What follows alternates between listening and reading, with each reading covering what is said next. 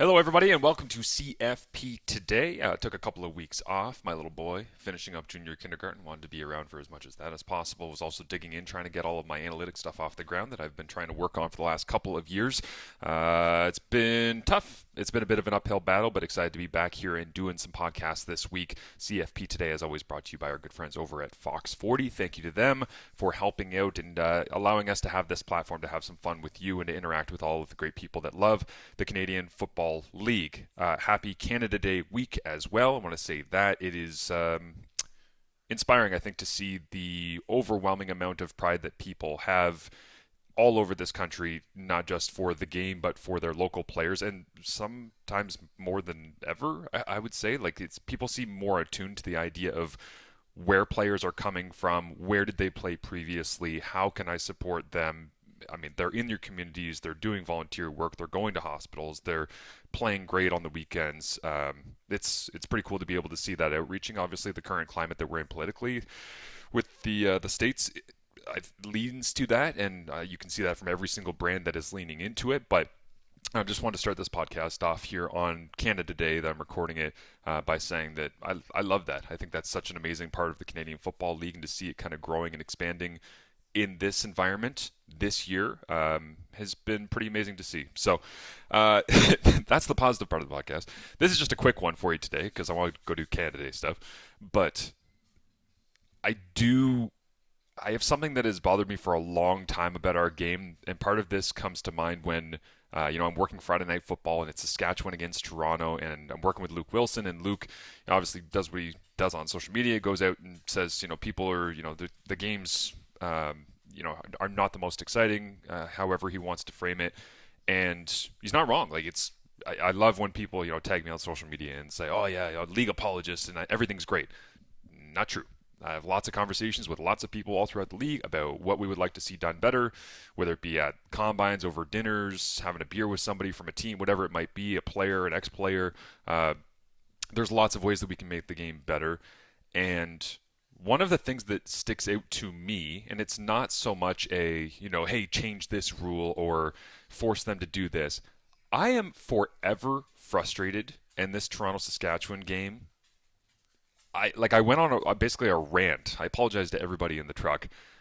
Essentially during the commercial break because of a sequence that happened where, if anybody was watching that game, first drive of the game, Toronto goes down the field and goal to go situation, spread it out, and it's the easiest thing on the planet. Like, to me, this is far too simple for me to identify this as something that's always bothered me, because every situation is different, every X and O is different in every single game. But spread it out, run a couple of quick curls.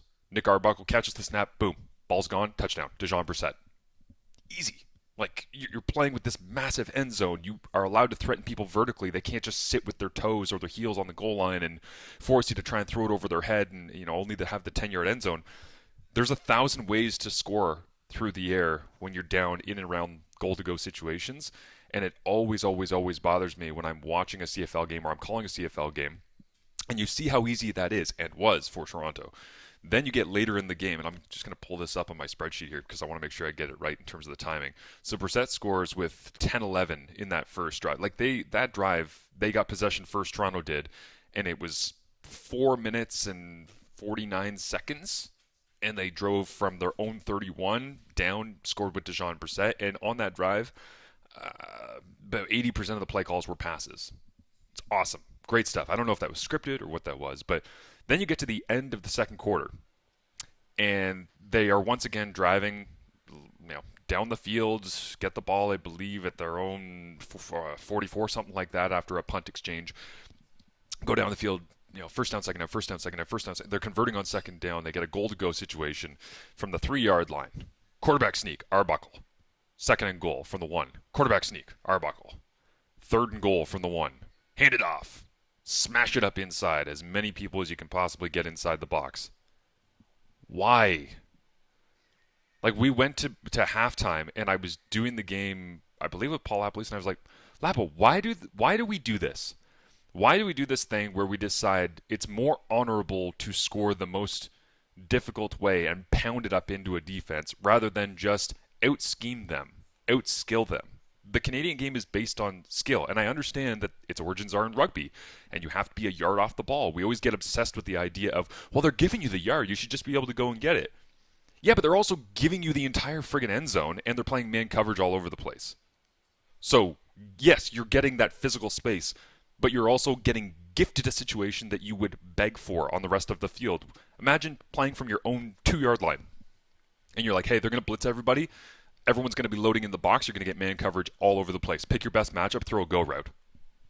It's way too simple, but just as I'm calling football games, and I don't know if it comes through over the air sometimes, I just get so frustrated by the idea of send in the get the extra offensive lineman and the fullback and the.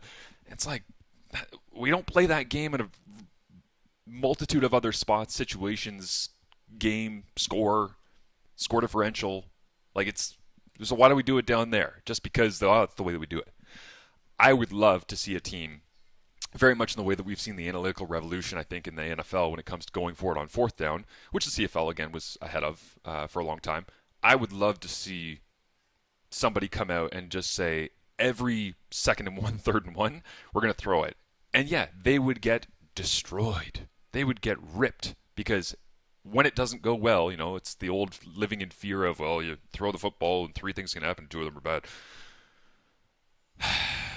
Yeah, but one of them's really good, which is to score more points and to have more exciting games and greater, matchups between receivers and defensive backs and skills of quarterbacks being able to put the ball in the right place and on the list goes. But I always think that when we end up playing rugby out of nowhere, I'm like, can we just get out of this forever, decades-long rut of they're giving you the yard, therefore take it?